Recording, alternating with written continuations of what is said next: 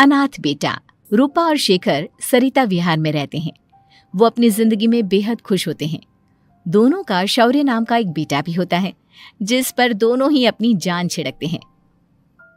शेखर, अब तो आप शौर्य को अपनी गोद से नीचे उतार दीजिए, उसके सोने का टाइम हो रहा है। नहीं रूपा, इसे मेरे पास ही रहने दो प्लीज। मैं थोड़ी देर में इसे बिस्तर में सुला दूंगा। लेकिन कल सुबह आपकी ऑफिस में मीटिंग भी तो है ना, और इसके लिए आपको कल जल्दी भी तो निकलना होगा। जाइए, आप भी जाकर सो जाइए। क्या यार, अभी तो मेरी गोद में आया था मेरा बेटा और तुम उसे लेकर जा रही हो। बाद में कर लेना अपने बेटे से प्यार, अभी जाकर सो जाइए। रूपा शेखर से शौर्य को ले रही होती है कि तभी शौर्य रोने लगता है।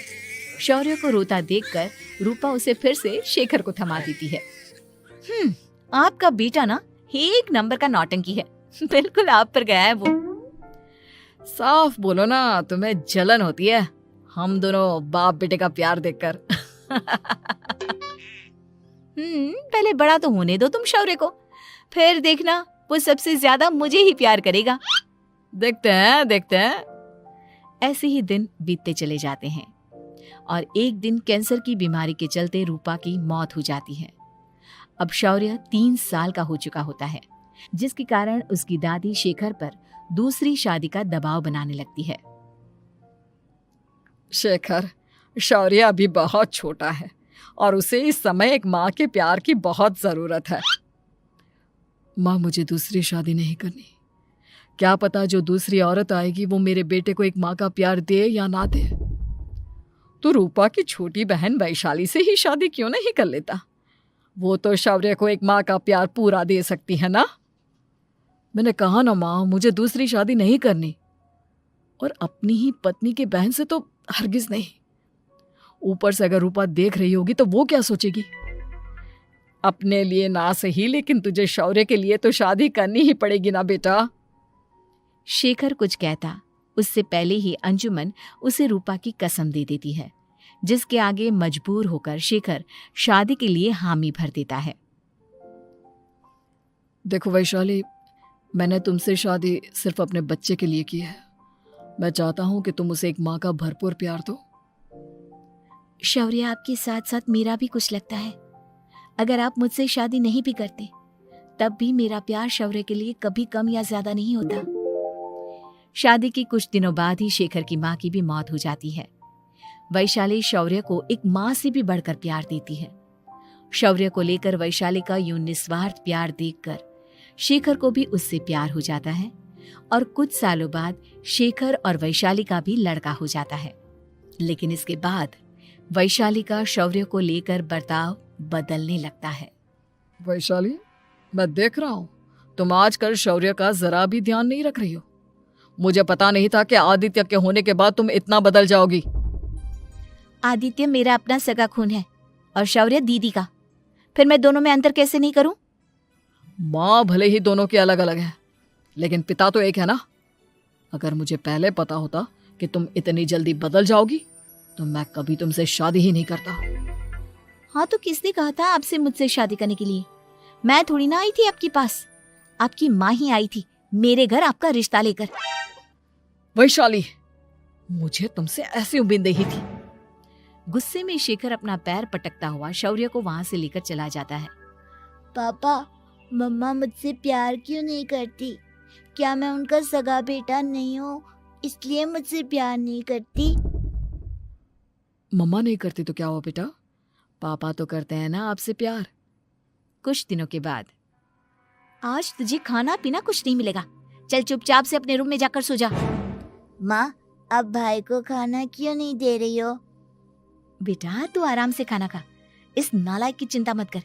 एक दिन खाना नहीं खाएगा तो मर नहीं जाएगा ये। अगर भैया नहीं खाएंगे तो मैं भी नहीं खाऊंगा। तू अपने भाई का भक्त क्यों बन रहा है? ये तेरा सौतेला भाई है, सगा नहीं जो तू लक्ष्मण बन रहा है। माँ, आपको इतना भी नहीं मालूम? श्री राम और लक्ष्मण सगे भाई नहीं थे। श्री राम माता कौशल्या और लक्ष्मण माता सुमित्रा की कोख से जन्मे थे। दोनों के सिर्फ पिता एक थे लेकिन माँ अलग थी। मुझे ज्यादा ज्ञान देने की जरूरत नहीं है, ये सतयुग और त्रेता युग नहीं है, समझे? आया बड़ा भाई का चमचा। इतना कहकर वैशाली वहां से चली जाती है। जिसके कुछ टाइम बाद शिखर वहां आता है और आदित्य उसे सारी बात बताता है। मुझे माफ कर दो शौर्य, तुम्हारी माँ के जाने के बाद मुझे दूसरी शादी का फैसला करना ही नहीं चाहिए था। अगर मैं दूसरी शादी नहीं करता तो शायद आज तुम्हारी ये हालत ना होती। नहीं पापा, अगर आप शादी नहीं करते तो मुझे आदित्य जैसा छोटा भाई कभी नहीं मिलता। थैंक यू मुझे इतना अच्छा भाई देने के लिए। तुम दोनों हमेशा ऐसे ही साथ रहना, फिर कोई भी तुम दोनों का कुछ नहीं बिगाड़ पाएगा। चलो मैं तुम दोनों को आइसक्रीम खिला कर लाता हूँ, बहुत भूख लग रही है ना। शिखर शौर्य और आदित्य को आइसक्रीम दिलाने लेकर जाता है। वो दोनों को पार्क में खड़ा करके आइसक्रीम लेने जा ही रहा होता है, तभी तेज रफ्तार से आती हुई एक गाड़ी उसे कुचल देती है और उसी पल शेखर की मौत हो जाती है, जिसके बाद शौर्य की जिंदगी नर्क से भी बदतर हो जाती है। सुन रे चिरकुट, इस घर के किसी भी सामान को मेरी मर्जी के बगैर हाथ मत लगाना। इन सब पर अब तेरा कोई हक नहीं है, समझा? ठीक है माँ, मैं आपकी इजाजत के बगैर किसी चीज को हाथ नहीं लगाऊंगा। चल जाकर अब पूरे घर की सफाई कर। महज 7 साल का शौर्य वैशाली के कहने पर अपने नन्हे नन्हे हाथों से पूरे घर की सफाई करने लगता है। ऐसे ही दिन बीतने लगते हैं, लेकिन मासी से माँ बनी वैशाली को उस मासूम से बच्चे पर जरा भी तरस नहीं आता। क्यों शौर्य, ये घर में इतनी गंदगी कैसे हो रही है? ढंग से सफाई नहीं की है क्या तूने? माँ मैंने तो अच्छे से सफाई की थी, लेकिन आदित्य बार बार इधर उधर चलकर गंदा कर देता है। अच्छा, खुद से एक काम ढंग से नहीं होता और अपनी गलतियों का जिम्मेदार मेरे बेटे को ठहराता है। इतना कहकर वैशाली बांस का डंडा उठाकर शौर्य को जोर जोर से मारने लगती है।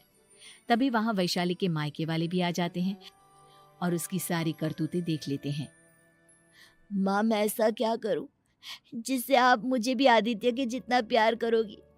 बोलिए ना माँ, मेरे क्या करने से आपके अंदर मेरे लिए ममता जागेगी? वैशाली शौर्य की एक नहीं सुनती, उसके ऊपर डंडे बरसाती जाती है। हद पार होते देख वैशाली की माँ उसका हाथ पकड़ती है और जोर से उसे थप्पड़ मारती है। यही सब करने के लिए तूने दामाद जी से शादी की थी? हमने सपने में भी तुझसे ऐसी हरकत की उम्मीद नहीं की थी। तू माँ नहीं, माँ के नाम पर एक धब्बा है। बस कीजिए माँ, आदित्य के इस दुनिया में आने से पहले मैंने इसे बहुत प्यार किया था, लेकिन अब जब मेरी खुद की औलाद है तो मैं किसी और के बच्चे से प्यार क्यों करूं? अरे नालायक औरत, जिसे तू किसी और का बच्चा कह रही है वो तेरी खुद की सगी बहन का बच्चा है। बहन है तो क्या हुआ, मेरे अपने बच्चे से बढ़कर तो नहीं हो सकता ना ये कभी। अगर यही बात थी तो तू हमें पहले बता देती, हम शौर्य को अपने साथ ले जाते। उसे इस तरह प्रताड़ित करने की क्या जरूरत थी? अगर आपको लेकर जाना है ना तो ले जाइए इसे, मैं नहीं रोकूंगी। नहीं माँ, मुझे कहीं नहीं जाना, मुझे आपके साथ ही रहना है। मैं तेरी कोई माँ बाबा नहीं हूँ, तेरी माँ मर चुकी है, समझा? अब निकल जा मेरे घर से। माँ अब बहुत गंदी हो, मुझे भी नहीं रहना आपके साथ, मैं भी भाई के साथ ही जाऊंगा। अरे तू क्यों जाएगा, तू तो मेरा सगा बेटा है, जाने दे इसे। हम यहाँ ऐश से रहेंगे, तुम्हारे पापा बहुत सारी जमीन जायदाद छोड़ गए हैं तुम्हारे लिए। नहीं माँ, मुझे भाई के साथ जाना है। आप अच्छी नहीं हो, आप बहुत बुरी हो, आप भाई को बहुत परेशान करती हो। देख वैशाली, तुझसे ज्यादा समझ तो इस मासूम बच्चे में है। ये तेरे बुरे कर्मों का ही नतीजा है जो आज तेरी सगी औलाद खुद से तुझे ठुकरा रही है। आदित्य, तुझे इस शौर्य ने भड़काया है ना मेरे खिलाफ? नहीं माँ, मुझे किसी ने भड़काया नहीं, पर मैं सब देखता हूँ, सब समझता हूँ। भाई बहुत अच्छा है, वो आपकी जैसा नहीं है। चलिए नानी। इतना कहकर वैशाली के मायके वाले आदित्य और शौर्य को अपने साथ ले जाते हैं और इस तरह वैशाली बड़े से घर में अकेली पड़ जाती है। 2 बेटों के होते हुए भी आज उसे माँ कहकर बुलाने वाला कोई नहीं होता।